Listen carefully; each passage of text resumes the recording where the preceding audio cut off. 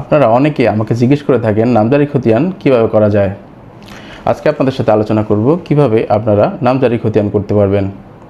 নামজারি খতিয়ানের জন্য সর্বপ্রথম আপনার জানা দরকার যে জমিটি কি আপনি পৈতৃক সূত্রে পেয়েছেন নাকি ক্রয় সূত্রে। যদি পৈতৃক সূত্রে পেয়ে থাকেন তাহলে যে কাগজপত্র দরকার হবে তার মধ্যে সর্বপ্রথম হচ্ছে আপনার ওয়ারিশন সনদ। ওয়ারিশন সনদ এরকম একটি ওয়ারিশন সনদ আপনার উত্তোলন করতে হবে। ওয়ারিশন সনদটি আপনারা কোথা থেকে উত্তোলন করতে পারবেন? ওয়ারিশন সনদটি আপনারা যদি ইউনিয়নে বসবাস করে থাকেন তাহলে ইউনিয়ন পরিষদে, পৌরসভার ভিতর বসবাস করেন তাহলে পৌরসভার কার্যালয়ে, অথবা যদি সিটি কর্পোরেশনের ভিতর বসবাস করেন তাহলে ওয়ার্ড কমিশনের কার্যালয় থেকে উত্তোলন করতে পারবেন। ওয়ারিশন সনদ উত্তোলনের ক্ষেত্রে যেটি সবচেয়ে গুরুত্বপূর্ণ সেটি হচ্ছে মনে রাখতে হবে কোনো ওয়ারিশকে অন্তর্ভুক্ত ছাড়া ওয়ারিশন সনদ যেন করা না হয়। কোনো ওয়ারিশ যদি ওয়ারিশন সনদে অন্তর্ভুক্ত না হয় তাহলে কিন্তু পরবর্তীতে সেই ওয়ারিশ বিজ্ঞ আদালতে মোকদ্দমা দায়েরের মাধ্যমে আপনার খতিয়ানটি বাতিল করতে পারে। তার পরবর্তীতে আপনার যেটি দরকার হবে সেটি হচ্ছে সর্বশেষ ভূমি উন্নয়ন কর রসিদ অথবা খাজনা রসিদ।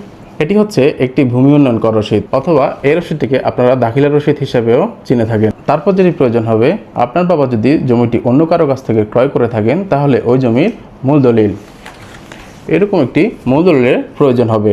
যদি মূল দলিল না থাকে তাহলে ট্রু কপি অথবা সত্যায়িত নকল যেটিকে বলে সেটি। তারপর যেটি প্রয়োজন হবে সেটি হচ্ছে আপনার বাবার নামে সর্বশেষ রেকর্ডকৃত খতিয়ানগুলো। তারপর যেটি প্রয়োজন হবে প্রত্যেকজন ওয়ারিশের এনআইডি কার্ড। সবচেয়ে গুরুত্বপূর্ণ বিষয় হচ্ছে আপনারা যদি আলাদা আলাদাভাবে আপনাদের উত্তরাধিকার সূত্রে পাওয়া সম্পত্তি নামজারি করতে চান তাহলে বন্টননামা দলিল অবশ্যই প্রয়োজন হবে। বন্টননামা দলিল ছাড়া আলাদাভাবে নিজেদের নামে নামজারি সম্ভব নয়। সেক্ষেত্রে আপনারা যদি সবাই একমত হন তাহলে বন্টননামা না হলেও যৌথ নামজারি করতে পারবেন।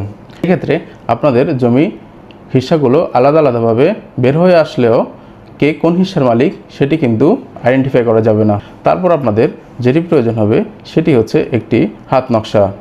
মূল দলিলে আপনারা হাত নকশাটি দেখতে পাবেন। এরকম একটি হাত নকশা আপনাদের দরকার হবে। প্রত্যেকজনের এনআইডি কার্ড প্রয়োজন পড়বে। 1170 টাকা ফি দিয়ে mutation.land.government.bd-তে গিয়ে আপনারা এই আবেদনটি করতে পারবেন। নামজারি আবেদন সম্পূর্ণ হওয়ার পর আপনাদেরকে উপজেলা ভূমি অফিস থেকে শুনানির জন্য ডাকা হতে পারে। যদি শুনানির জন্য ডাকা হয় তাহলে আপনাদের করণীয় হবে যে যে ডকুমেন্ট আপনারা প্রদান করেছেন তার প্রত্যেকটির মূল কপি অর্থাৎ হার্ড কপি নিয়ে উপজেলা ভূমি অফিসে শুনানির দিন উপস্থিত হবেন। সেক্ষেত্রে কোনো বায়া দলিল থাকলেও